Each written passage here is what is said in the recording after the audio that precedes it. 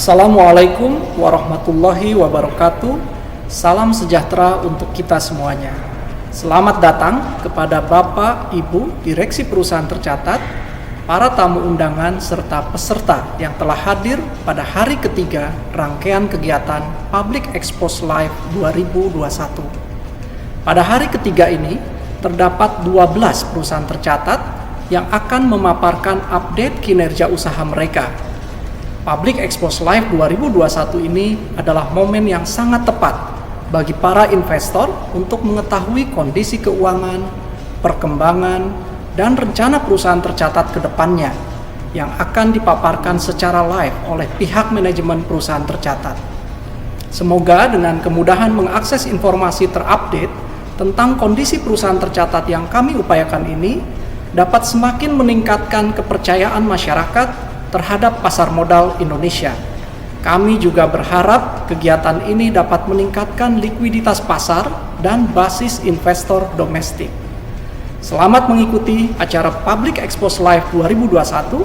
Semoga dapat menjadi tambahan informasi dalam menentukan keputusan berinvestasi dari Bapak Ibu para investor ke depannya. Terima kasih. Wassalamualaikum warahmatullahi wabarakatuh.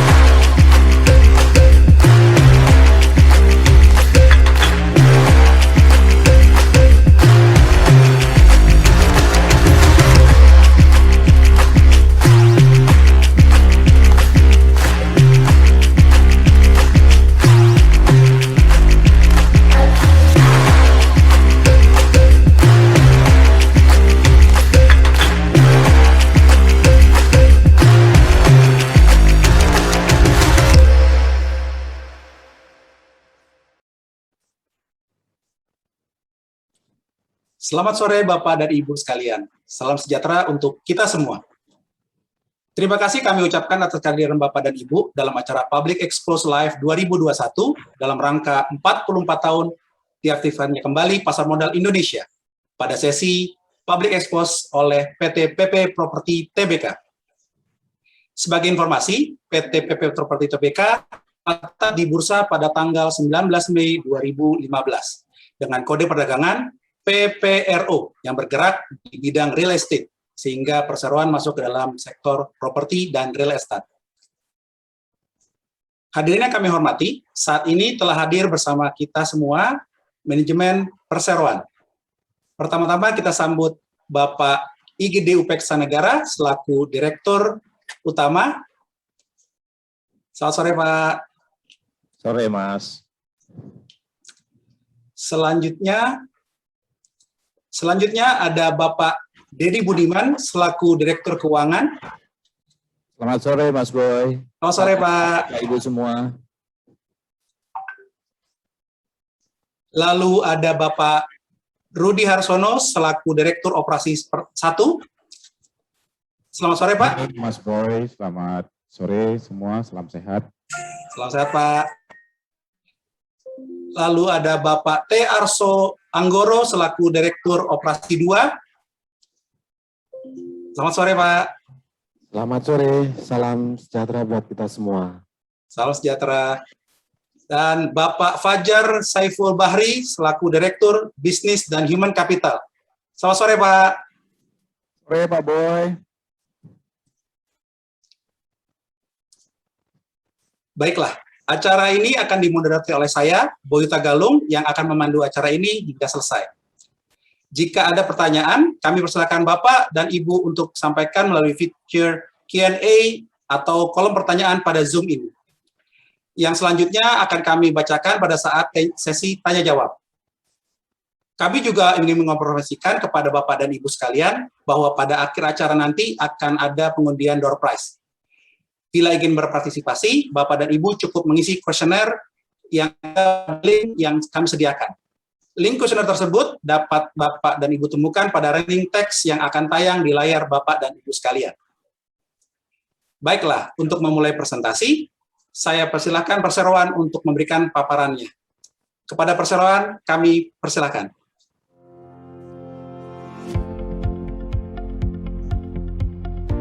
PTPP Property Tbk is a subsidiary of state-owned enterprise, PTPP Persero Tbk, that is expanded into 3 linear businesses which are residential, mall and edutainment, hotel, that are spread out throughout Indonesia. Our corporate structure.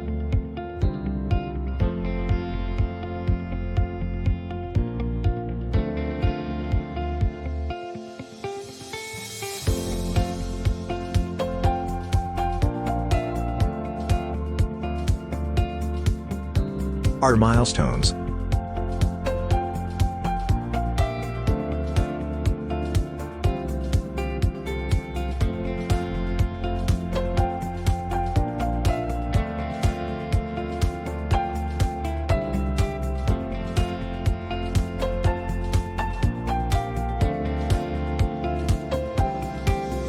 Our Board of Commissioners.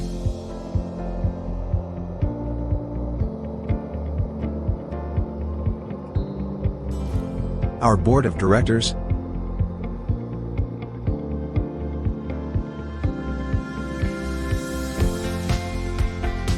PTPP Property Tbk had a great vision to be a leading and sustainable national development company with globally competitiveness.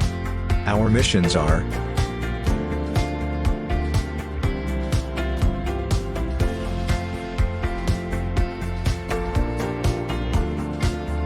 our core value.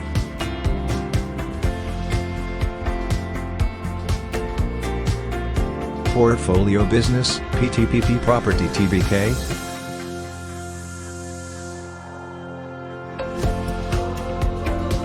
Some of our residential projects: Grand Kamala Lagoon, Greater Jakarta, Grand Sungkono Lagoon, Surabaya. Diayoma Apartment, Serpong. Gunung Putri Square, Bogor.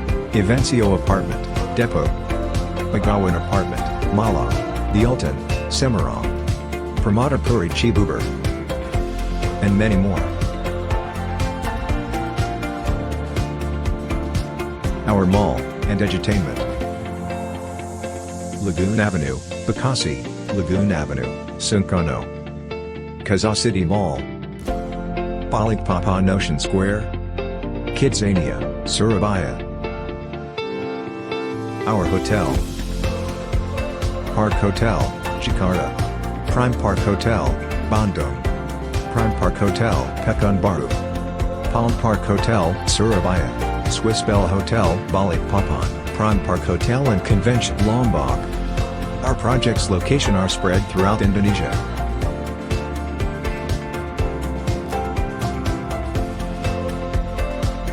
PTPP Property Tbk has been implementing good corporate governance since 2015.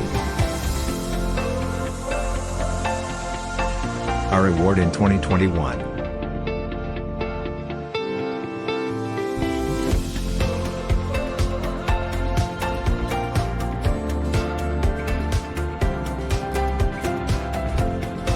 Our financial performance in 2018 to 2020.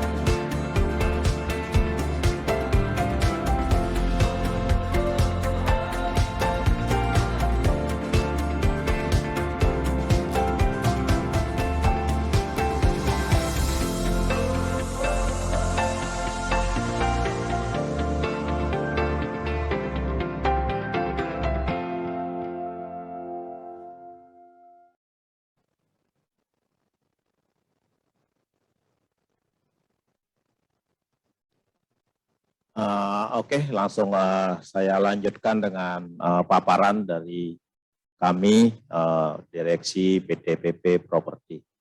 Tolong next slide. Paparan kami tadi yang sekilas tentang perusahaan sudah disampaikan dalam bentuk video. Selanjutnya kita akan mencoba melihat dari sisi kondisi sektor properti di tahun 2021, sehingga nanti akan kami lanjutkan dengan strateginya seperti apa menghadapi kondisi ini. Seperti kita ketahui bahwa properti itu selalu mengalami pasang surut. Jadi dari background dari tahun ke tahun, kita mengalami pasang surut di sektor properti. Dan dari tren-tren yang sudah terjadi itu 5 tahun setelah dari menurunnya properti itu selalu ada growth yang cukup baik. Kita lihat ada krisis di 98, kemudian properti bangkit dengan cepat, ada krisis kembali di 2010, 2008, 2010, itu properti juga bisa bangkit dengan cepat.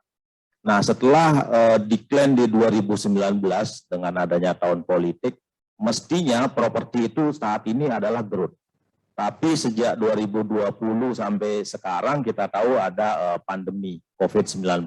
Ini yang menyebabkan bisnis properti kembali mengalami decline. Tapi kita yakin dengan track record yang ada, dengan background yang ada dari beberapa tahun yang lalu bahwa properti akan semakin di tahun-tahun ke depan ini. Next, Mas. Nah, kalau kita lihat bahwa di tahun 2020 ini, sejak terjadi pandemi, dukungan pemerintah luar biasa. Jadi dukungan pemerintah terhadap sektor properti luar biasa. Kita bisa lihat ada pembebasan PPN, kemudian ada LTV yang dilonggarkan, kemudian juga ada beberapa fasilitas-fasilitas pembayaran yang benar-benar pemerintah melakukan dukungan terhadap sektor properti sehingga harapannya daya beli masyarakat bisa kembali naik di sektor properti. Next, Mas. Nah, ini kita bisa lihat beberapa bentuk dukungan pemerintah terhadap sektor properti di masa pandemi ini. Yang pertama adanya bunga bank yang kita tahu sama-sama, bunga bank untuk kredit perumahan ini benar-benar sangat-sangat rendah di saat ini. Kemudian ada LTV yang dilonggarin sampai ke 100%. Jadi kalau dulu maksimal di 70%, sekarang sudah untuk kredit perumahan bisa dilonggarkan sampai 100%. Nah, yang PPN juga untuk stok yang sudah ready, bebas PPN sampai Desember 2021. Demikian juga untuk di komersial juga pengusaha-pengusaha yang ada di mall itu juga insentif pajak yang diberikan pemerintah cukup banyak sehingga ini akan mendorong juga pertumbuhan properti. Di sisi lain kita bisa lihat program pemerintah adanya beberapa program strategik nasional seperti kawasan industri yang sekarang lagi benar-benar disupport oleh pemerintah. Kemudian kita juga tahu ada program 5 destinasi super prioritas dari pemerintah, ini juga akan menjadi penggerak daripada sektor properti. Selain juga yang sudah kita sama-sama tahu di pemerintahan sekarang ini sangat intens dalam membangun infrastruktur, terutama di transportasi yang juga akan mendukung sektor tumbuhnya sektor properti. Next, Mas. Nah, kalau kita lihat secara data yang lebih detail, memang di 2020 ini sudah mulai ada peningkatan. Jadi kita bisa lihat yang di kotak warna merah yang kita garis putus-putus itu secara penjualan sebenarnya sudah mulai naik. Jadi di 2021 di Q1 2021 itu sudah mulai ada peningkatan penjualan di sektor properti. Tapi karena ada PPKM yang dampaknya cukup meluas, itu di Q2-nya mulai agak datar kembali. Tapi kalau kita lihat bisnis properti sebenarnya sudah mulai trennya naik di sejak Q1 2021. Nah, kalau kita lihat ke bawah memang stok daripada properti di Indonesia ini dibandingkan dengan yang terjual itu cukup timpang. Kita bisa lihat di grafik yang di bawah kondominium sales rate-nya itu ada cukup banyak stok dibandingkan dengan yang terjual. Tapi ada sesuatu yang sedikit berbeda yaitu di landed house. Jadi kalau kita lihat datanya, di landed house kalau di tahun-tahun sebelumnya itu didominasi oleh rumah-rumah yang besar, tapi di saat ini di 2021 Q1 mulai menunjukkan bahwa landed house itu mendapat perhatian yang cukup besar daripada konsumen. Jadi pertumbuhannya itu sudah mulai untuk sektor landed house. Nah, ini kita bisa lihat dari grafik yang sebelumnya selalu pertumbuhannya itu negatif, tapi di Q1 2021 di sisi landed house sudah mulai menunjukkan permintaan yang mulai berkembang karena di sana pertumbuhannya sudah positif. Artinya masyarakat sekarang sudah mulai beralih ke landed house. Dan yang lebih menarik lagi, landed house yang diminati itu adalah yang menengah dan kecil. Jadi yang paling rendah pertumbuhannya justru rumah-rumah yang tipe besar. Oke, lanjut Mas. Next. Sehingga dari kondisi yang tadi, latar belakang tadi, kemudian kita bisa lihat bahwa demografi saat ini di Indonesia, saat ini kita sebagian besar sudah masuk ke milenial dan Gen Z. Nah, memang masing-masing generasi ini akan punya kebutuhan dan punya kebiasaan yang berbeda dengan generasi sebelumnya.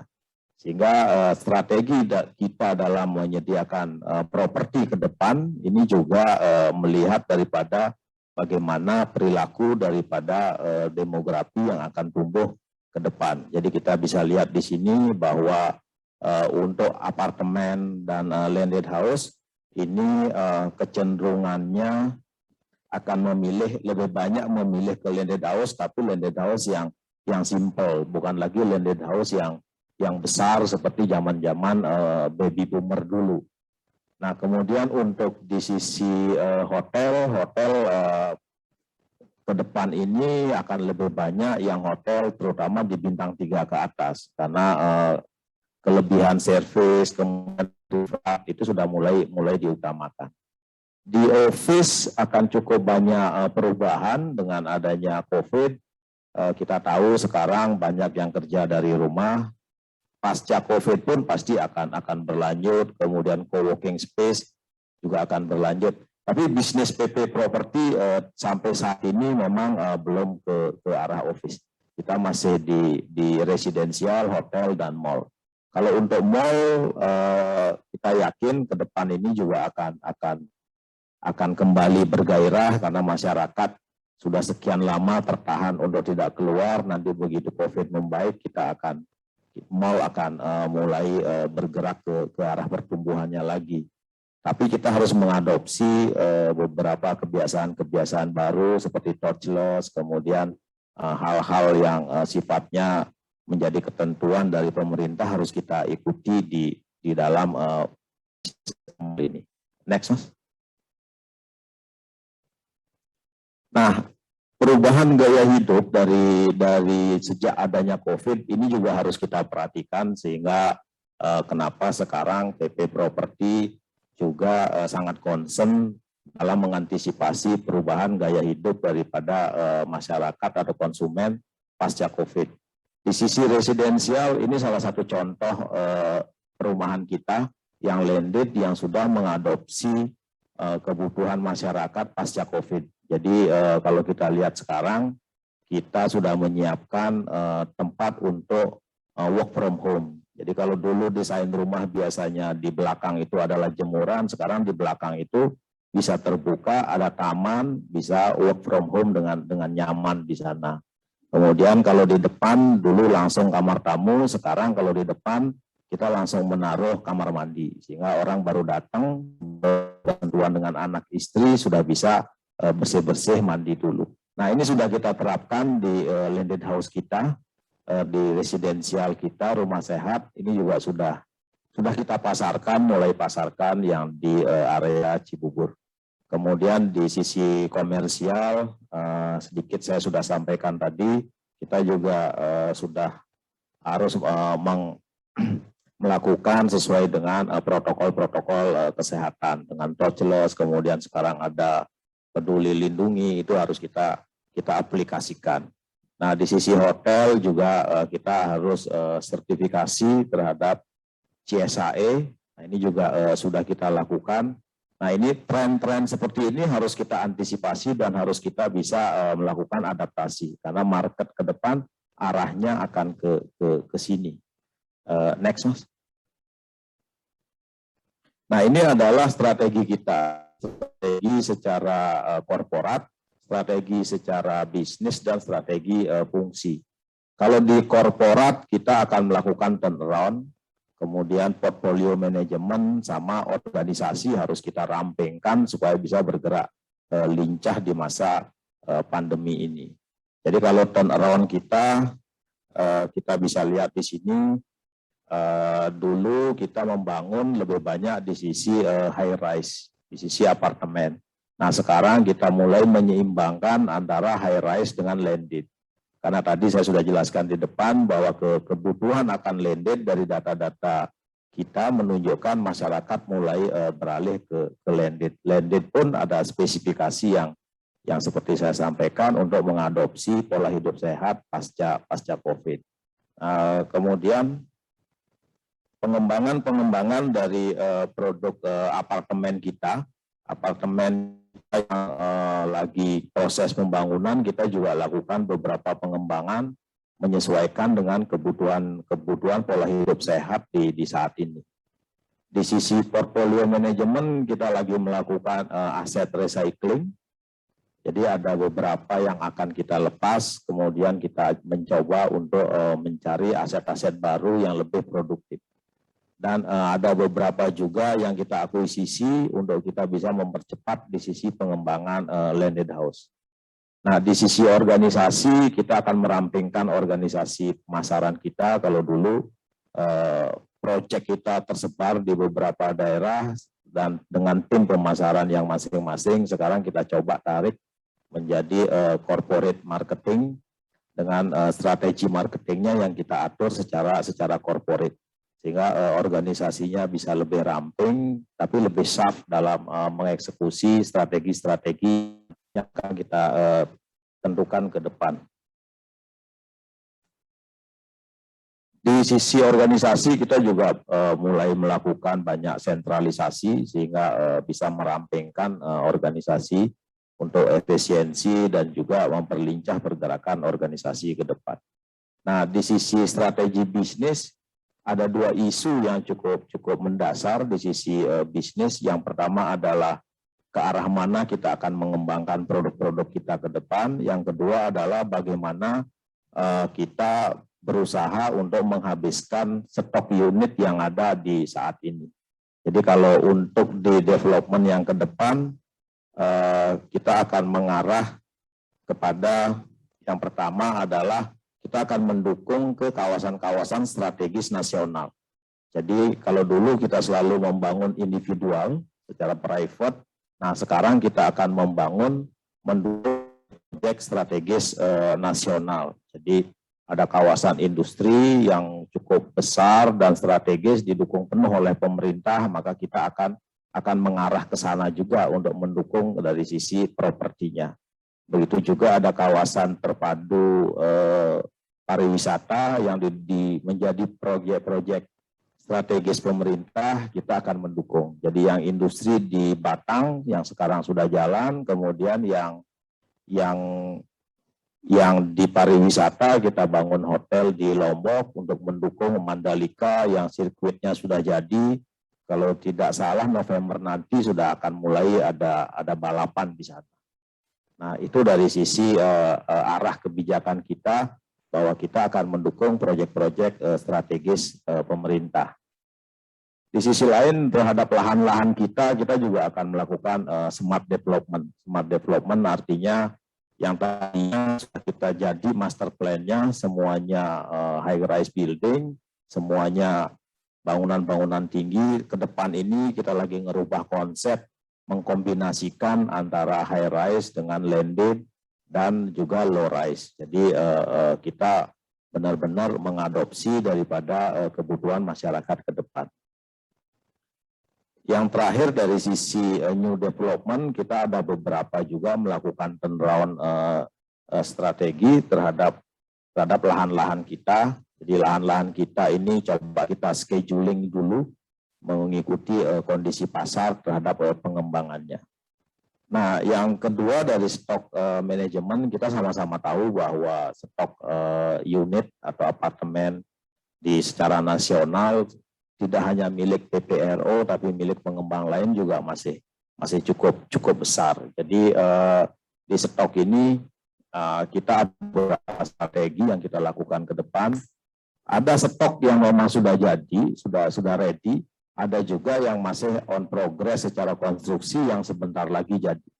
Nah, untuk yang on progress kita lakukan remodeling sehingga bisa mengadopsi kebutuhan masyarakat ke depan. Yang tadi kebutuhan terhadap generasi milenial sama Gen X-nya, kemudian juga kebutuhan terhadap tempat tinggal yang sehat, sehingga kita banyak melakukan remodeling untuk mengadaptasi daripada kebiasaan baru di masyarakat. Terhadap yang sudah ada, kita juga ikut serta dalam program pemerintah yang digagas oleh Kementerian BUMN, itu berupa recycling aset. Jadi kita melakukan recycling aset, dikoordinasikan dengan Kementerian BUMN. Jadi beberapa pengembang properti plat merah itu digabungkan menjadi satu untuk dilakukan program recycling. Dan juga kita dengan teman-teman dari perbankan, dari BUMN lain maupun perusahaan-perusahaan nasional berkolaborasi untuk memberikan paket-paket yang lebih menarik sehingga kita bisa jualan lebih murah dan bisa daya beli masyarakat diharapkan masih cukup baik terhadap daya serap di stok-stok yang sudah kita ada. Di sisi fungsi kita lebih banyak saat ini melakukan digital management system, kemudian untuk marketing juga kita pakai media-media yang sifatnya digital, kemudian IT kita integrasikan, sama di sisi holding kita juga melakukan parenting di beberapa bisnis kita, di beberapa bagian kita lakukan parenting. Itu strategi secara umum yang akan dilakukan PPRO ke depan, baik dari sisi korporasi, bisnis maupun fungsi. Next, Mas. Nah, kalau kita kaitkan bahwa lini bisnis kita ada 3, residensial, kemudian mall, edutainment, dan hotel. Ini masing-masing strateginya akan berbeda, tapi secara garis besar tadi sudah saya sampaikan strategi besarnya untuk PPRO ke depan. Next. Di sisi residensial ini ada marketing dan produk. Tadi saya sudah sampaikan marketingnya kita sekarang ini lebih banyak ke digital marketing. Kemudian di sisi produknya kita lebih banyak mengadopsi kebiasaan atau gaya baru hidup sehat pasca COVID ini. Next. Di sisi mall sama edutainment juga kita lihat bahwa kita juga sekarang sudah mulai mengadopsi program peduli lindungi, kemudian penggunaan QR code, efisiensi di bidang fixed cost, kemudian tenan-tenan juga lagi kita tetap berkolaborasi dengan tenan, ada beberapa perubahan kontrak sehingga antara kita dan tenan masih tetap saling menguntungkan. Next. Di sisi hotel konsepnya masih sama dengan yang sebelum-sebelumnya, cuman sekarang sudah kita mulai nambah dari sisi teknologi. Sekarang sudah ada self check-in, jadi mengurangi interaksi antar orang, kemudian juga sertifikasi ini sudah menjadi hal yang wajib dilakukan. Oke, next.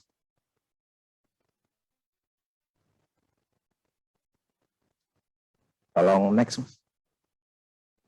Nah, ini yang tadi saya sampaikan di kawasan, kita akan mendukung program pemerintah di bidang kawasan industri. Ini kawasan industri Batang, kita sama-sama tahu supportnya luar biasa dari pemerintah. Total area yang disiapkan itu 4.300 hektar. Jadi ini rencananya untuk mendukung perpindahan industri dari luar negeri, terutama China, untuk masuk ke Indonesia. Nah, sampai saat ini memang progresnya sangat progresif. Di 450 hektar di klaster 1 itu sudah siap, sudah ready untuk menampung industri yang akan masuk ke kawasan industri Batang. Dan ini peranan pemerintah luar biasa, supportnya mulai dari Departemen PUPR, kemudian telekomunikasi, listrik, gas, ini semuanya didukung penuh oleh pemerintah sehingga akan menjadi kebangkitan ekonomi di daerah Jawa Tengah. Nah, peranan kita apa di sini, bahwa begitu industri ini akan masuk, berarti kebutuhan akan properti juga harus kita siapkan. Nah, di sini kita berperan untuk menyiapkan di sisi properti dan komersialnya. Jadi di dalam lahan 4.300 hektar secara keseluruhan itu kurang lebih ada sekitar 800 hektar yang diperuntukkan untuk komersial sama residensial. Nah, itulah yang akan kita bangun beriringan dengan kawasan industri terpadu Batang ini. Jadi nanti begitu progres kawasannya mulai membangun, kita juga akan menyediakan propertinya. Nah, memang untuk properti untuk labor, untuk pekerja itu didukung oleh pemerintah, tapi untuk manajemen, manajer ke atas itu belum disiapkan. Nah, itulah lahan kita nanti akan kita garap di tahun-tahun, di akhir tahun ini dan tahun-tahun ke depan. Oke, lanjut. Nah, kalau kita lihat ini adalah yang di klaster 1 di 450 itu sudah lahannya sudah siap. Nah, di sana ada lahan untuk komersial 7 hektar yang sekarang sudah siap juga, yang akan kita sama-sama dengan kawasan industri Batang ini akan kita bangun bersama-sama. Jadi kami dengan kawasan industri terpadu Batang sudah melakukan signing kerjasama untuk mendukung pembangunan properti residensial maupun komersial di area ini. Ini mudah-mudahan karena dukungannya luar biasa dari pemerintah, mudah-mudahan proyek ini bisa bergulir dengan cepat. Next. Ini kinerja PP Properti di tahun ini. Lanjut. Kalau kita lihat sampai dengan Q2 aset kita dibandingkan dengan akhir tahun kemarin, kita ada kenaikan sedikit, sekarang menjadi di 19,0 triliun dengan liability relatif tetap terhadap akhir tahun kemarin di 14,9 triliun. Ekuitas ada kenaikan sedikit di di Q2 2021 ini adalah hasil laba dari kinerja kita di pertengahan tahun 2021. Kemudian di sisi pendapatan kita 583 miliar, memang lebih rendah dibandingkan dengan 2020 karena kita tahu PPKM ini juga mempengaruhi pendapatan kita, sehingga EBITDA otomatis turun di tahun ini menjadi di kuartal 2 150 miliar. Kalau kita lihat kontribusinya memang masih lebih banyak diisi oleh residensial, karena kita tahu bahwa bisnis di komersial dan hotel ini cukup tertekan dengan adanya PPKM. Lanjut. Nah, dengan seiring membaiknya kondisi COVID yang sudah menurun cukup bagus, dan pelaksanaan PPKM juga sudah mulai dari level 4 turun ke level 3, kita optimis nanti di akhir tahun kita akan bisa mencapai kinerja seperti yang kita harapkan. Jadi di aset kita akan tumbuh menjadi 19,6 triliun, liabilitas kita di 14,8 dengan ekuitas akan naik sekitar 230 miliar di akhir tahun nanti. Nah, ini kita bisa dapatkan dengan pendapatan sebesar 1,7 triliun dan EBITDA di 328 miliar.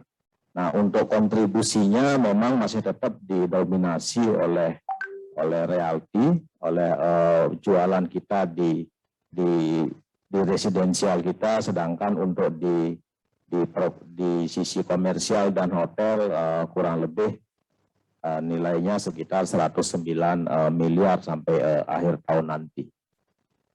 Nah, sehingga nanti kita mengharapkan ada earning per share yang cukup signifikan meningkat. Next, Mas.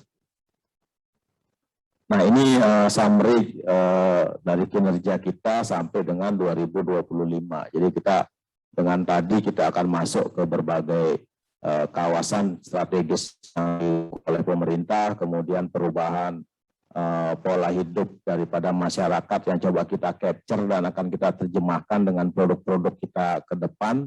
Harapannya di sisi EBITDA kita akan meningkat kurang lebih kalau sisi CAGR di EAT 5 tahun ke depan kita lihat akan ada growth sekitar 17%. Dan sisi untuk pendapatan ada growth kurang lebih di 13%. Sehingga earning per share di 2021 ke 2022 kita optimis lonjakannya akan cukup baik. Karena memang di 2021 ini kita cukup tertekan di masa PPKM. Jadi mudah-mudahan kondisi COVID ini bisa terus membaik, kemudian PPKM juga mulai membuahkan hasilnya, mulai ada pelonggaran, sehingga kita di sisi properti, baik itu di komersial, di hotel, maupun di residensial, kita bisa tumbuh dengan baik. Saya rasa itu, Mas Boy, paparan dari kami, PP Properti. Waktu saya kembalikan.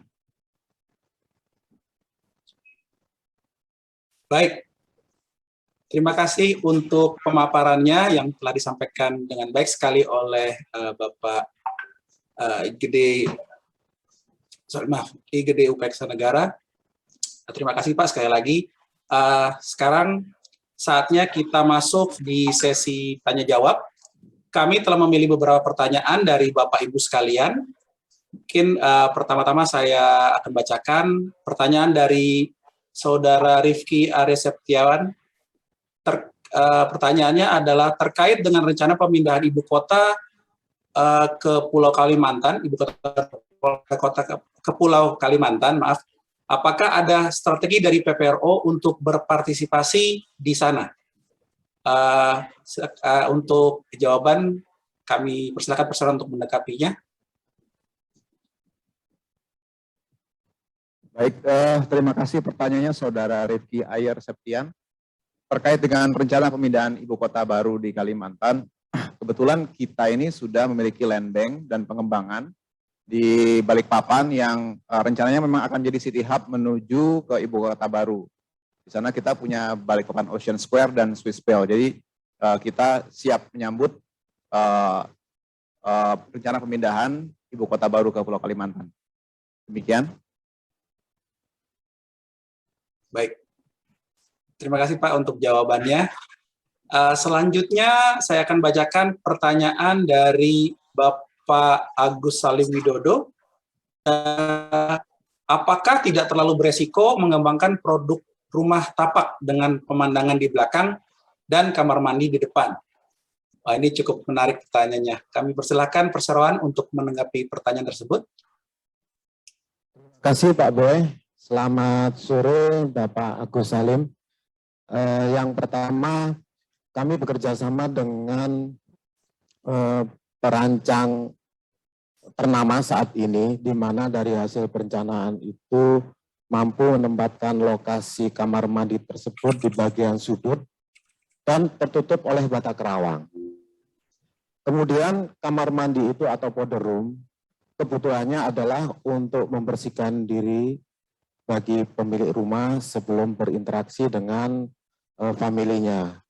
Nah, hal ini menyebabkan living room cukup luas terdesain dengan bukaan yang cukup banyak, menghasilkan sinar yang cukup. Dan penghuni juga tetap bisa berinteraksi dengan tetangga secara berjarak, merupakan kebutuhan dari saat ini. Terima kasih. Terima kasih Pak Anggoro. Sepertinya sudah cukup jelas ya jawaban dari Bapak tadi, bahwa desainnya memang sudah dipikirkan dengan matang-matang dan sesuai dengan konsep yang ingin ditawarkan. Selanjutnya saya akan bacakan pertanyaan dari Bapak Robertus Hardy. Ini ada 4 pertanyaan Bapak. Pertama, berapa luas land bank perseroan saat ini? Yang kedua, proyek apa saja yang akan dibangun di atas land bank perseroan tersebut? Yang ketiga, jenis properti apa yang akan menjadi andalan perseroan untuk dikembangkan? Apakah berupa high rise atau residential, ataukah TOD atau super blok perkantoran dan pusat perbelanjaan? Ini cukup menarik nih pertanyaannya. Lalu yang keempat, apakah ada rencana masuk ke bisnis data center dan pergudangan untuk e-commerce? Wah, ini cukup panjang nih pertanyaannya. Ada 4 pertanyaan. Untuk jawabannya kami persilahkan perseroan untuk menanggapinya.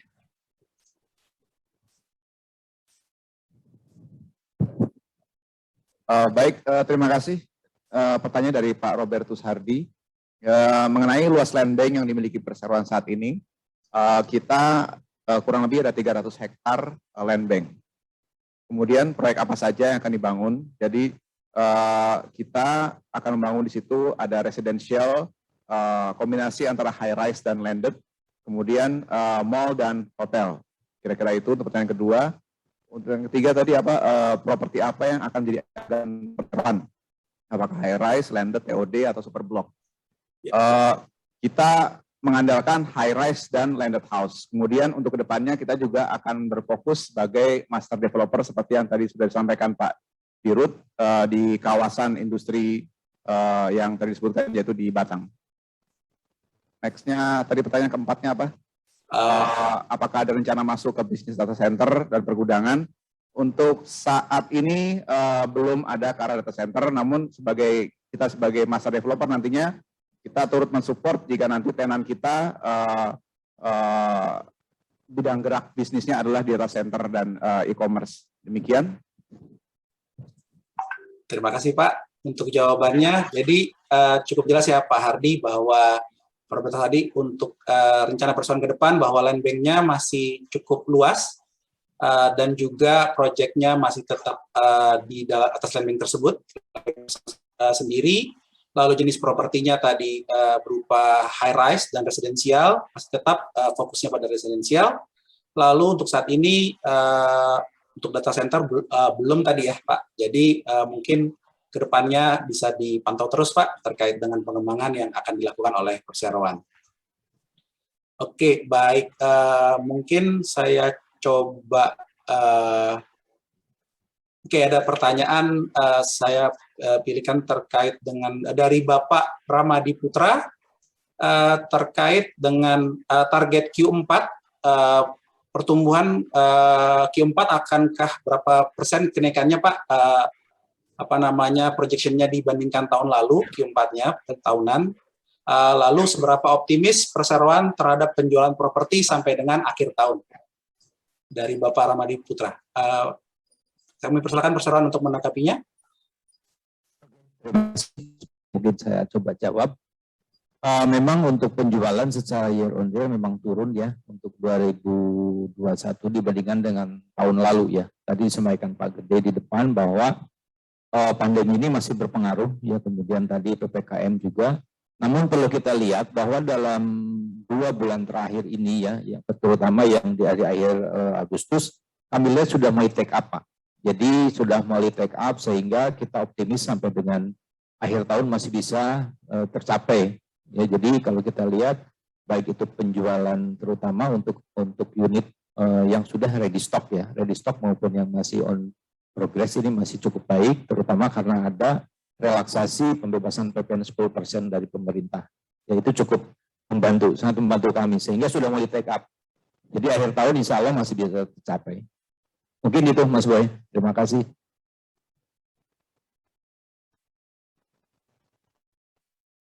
Terima kasih atas tanggapannya.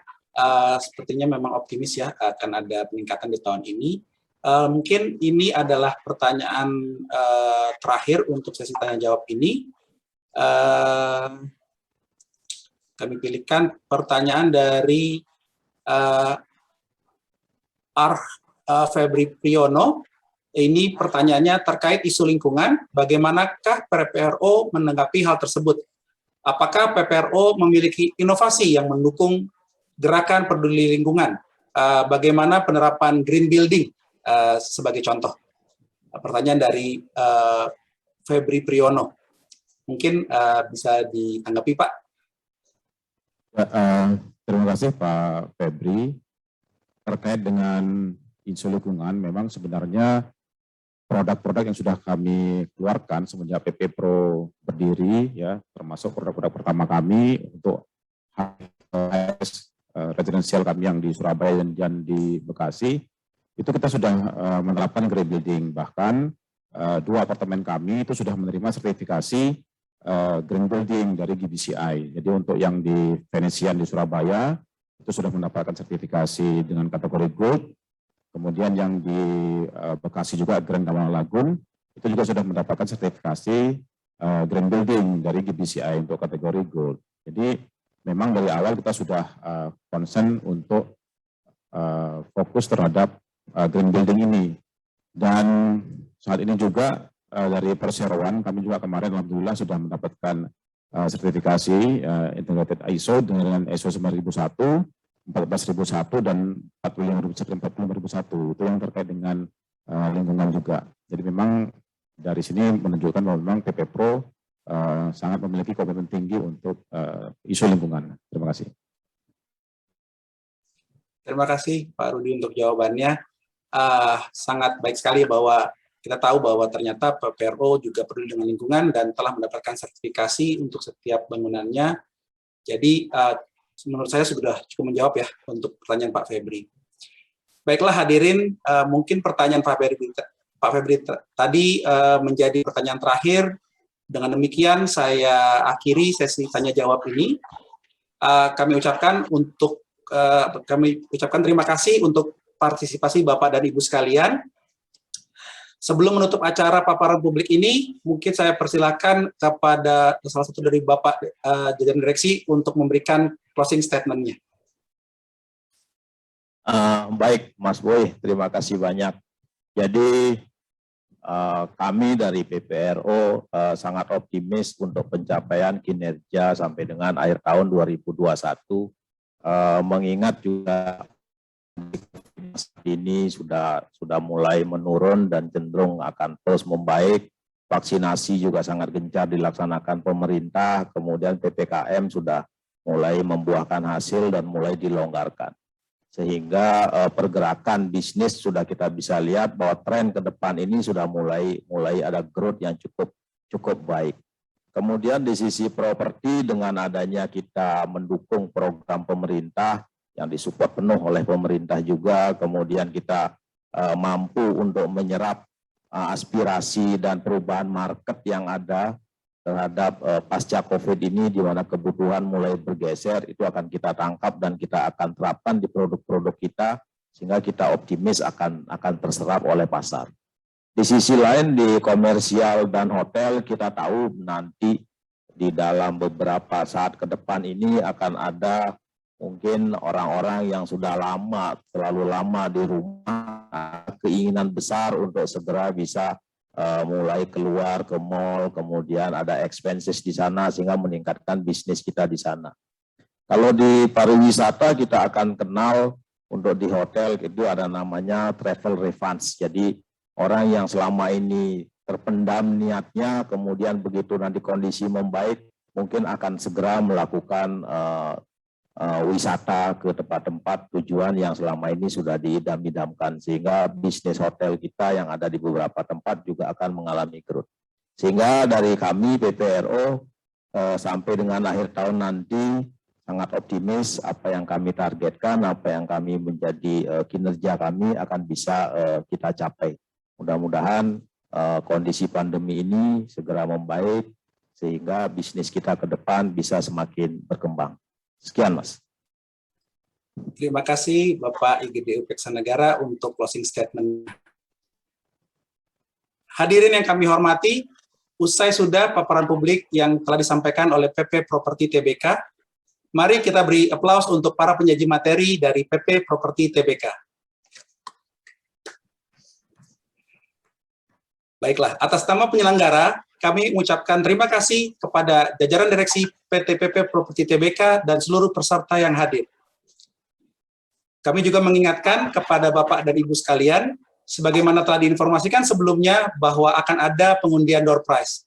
Untuk dapat berpartisipasi dalam pengundian tersebut, mohon dapat mengisi kuesioner untuk meningkatkan layanan dan kualitas acara kita di tahun depan. Link untuk kuesioner tersebut dapat Bapak dan Ibu temukan pada running text di layar yang tayang di layar Bapak dan Ibu sekalian. Terima kasih. Sampai jumpa pada acara Public Expo Live yang akan datang. Maju terus pasar modal Indonesia. Oke.